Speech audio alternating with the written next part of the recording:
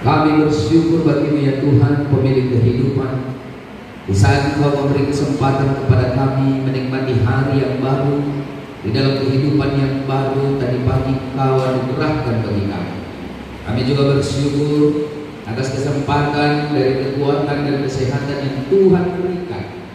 Kami dapat sampai ke tempat ini beraktivitas dan saat ini ingin mendengarkan firman Tuhan yang menjadi sumber hidup dan kekuatan bagi kami menjalani kehidupan.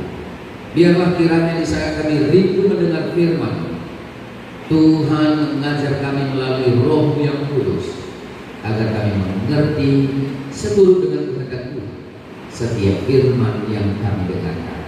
Hamba-Mu yang Kau pakai saat ini untuk menaruh firman Tuhan, berkuasalah di dalam Dia, sehingga setiap kata yang keluar dari mulut hamba-Mu ini karena kuasa Tuhan saja. Di dalam nama Yesus kami memohon kepada-Mu. Amin.